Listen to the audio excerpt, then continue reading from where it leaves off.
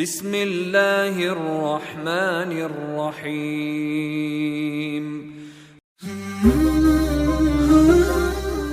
السلام علیکم ورحمت الله وبرکاته. ناظرین کرام، څنګه چې تاسو ته پته ده مونږ د قرآن مجید د زده کولو سلسله شروع کړې ده. نو په دې کې به د قرآن هغه حصہ، هغه الفاظ وایو چې کوم په قرآن کې بار بار ریپیټ شوي دي، په قرآن کې بار بار راغلي دي.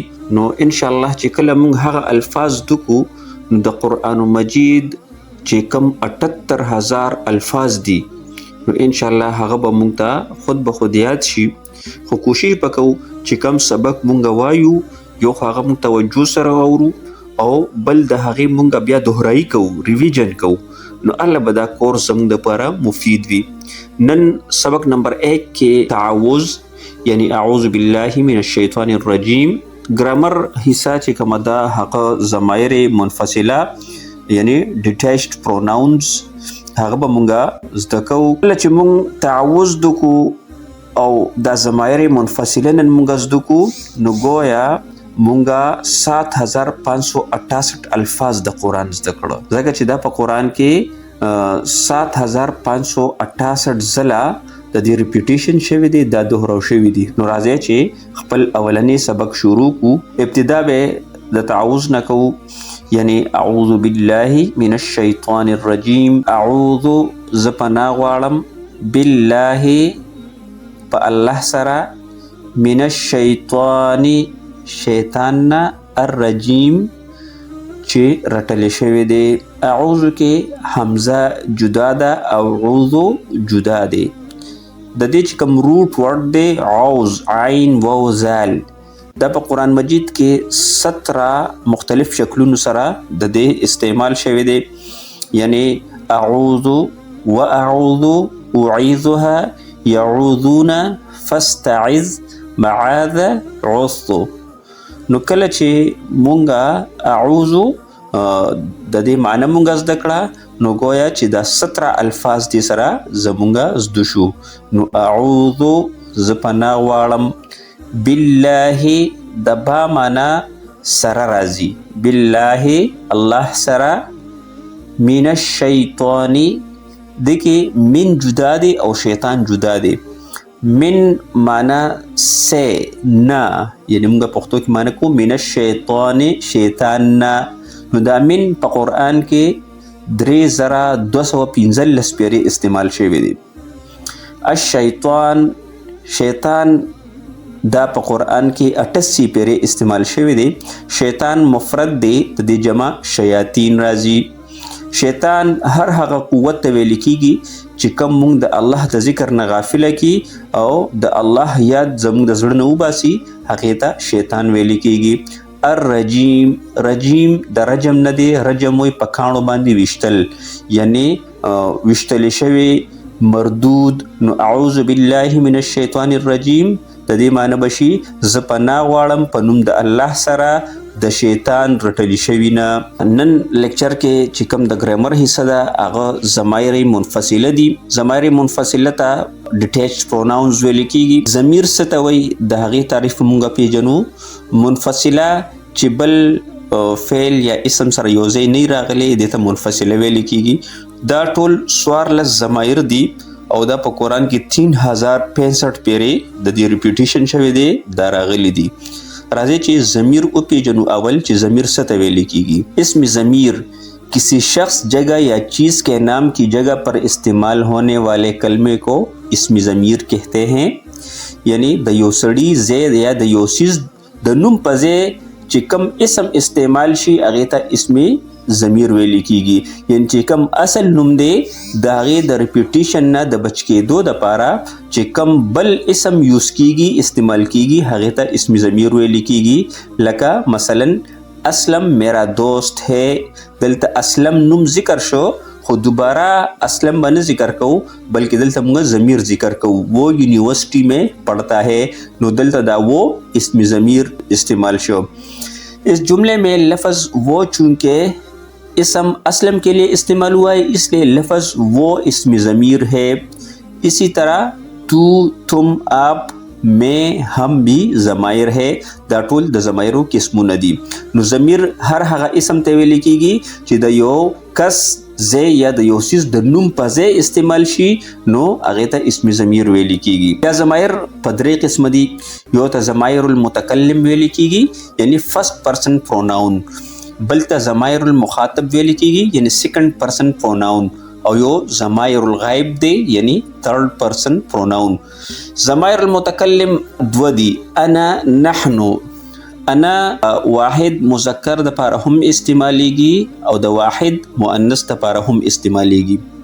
داسې نحنو دا د دوو سړو د پاره یعنی تسنیه مذکر او د دوو ښځو د پاره یعنی تسنیه مؤنث د پاره، همداسې د جمع مذکر د ډیرو سړو د پاره د جمع مؤنث یعنی د ډیرو ښځو د پاره هم استعمالیږي. مثلا نحنو د جمع مذکر او جمع مؤنث، داسې تسنیه مذکر او تسنیه مؤنث د ټولو دپاره نحنو استعمالیږي.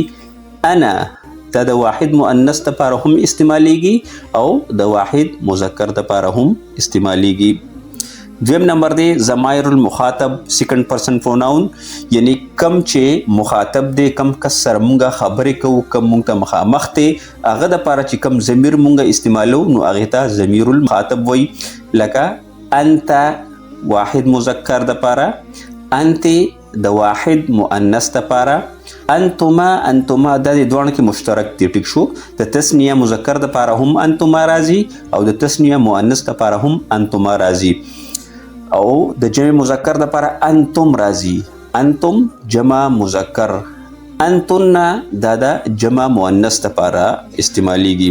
مثال یو کس مونږ ته مخامخ دی، خوراک کوي او مذکر دی نو مونږ ورته وایو انت تاکلو، ته خوراک کې. نو ګوره واحد مذکر دی مونږ ورته انت استعمال کو.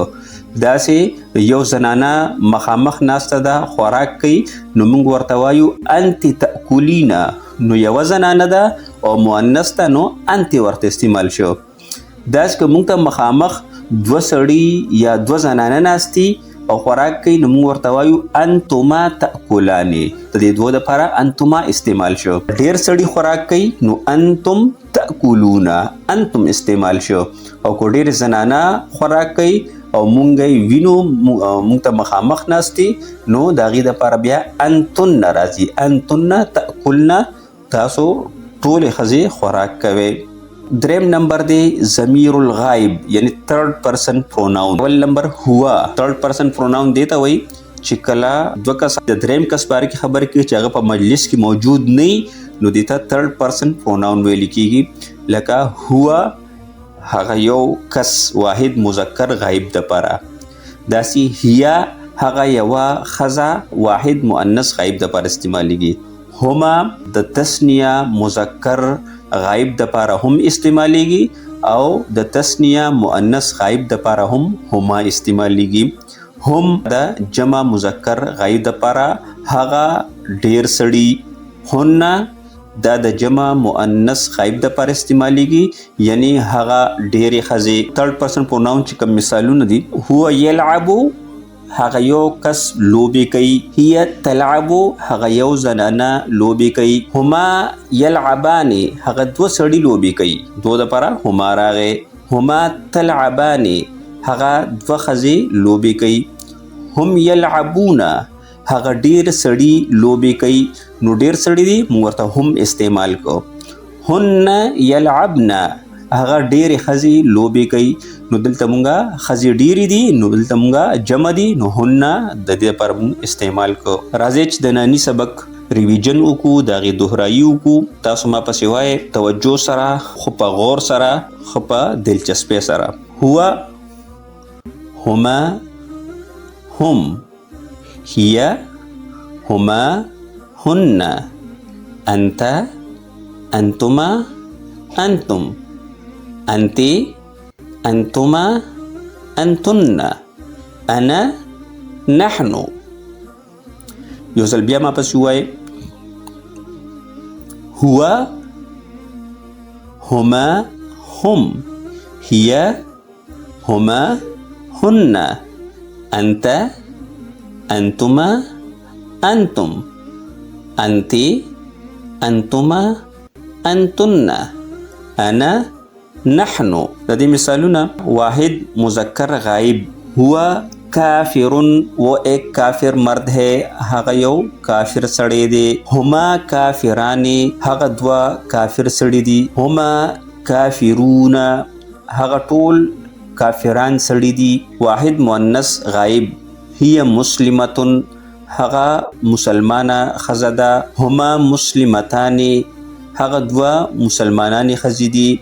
هن مسلماتن، هغه ټولې مسلمانانې ښځې دي. الحمدلله په نن سبق کې مونږه 18 الفاظ زده کړه چې په قرآن کې 7568 ځل راغلي دي. تاسو به هومورک دایي دا کم ضمایر چې مونږ ووي دا 14 صیغې دا بار بار دا ریپیټ کې د دوهرایو کې دا یاد کې د دې معنی یاد کې او بیا په قرآن کې دا وګورئ چې کم کم ځای کې دا استعمال شوي دي. کله دا تاسو زده کې د دې استعمال باندې تاسو پېښې او په قرآن کې د دې اجراو کې په قرآن کې دا وګورئ نو تاسو ته 7568 الفاظ یاد شو. واخر دعوانا ان الحمدلله رب العالمین.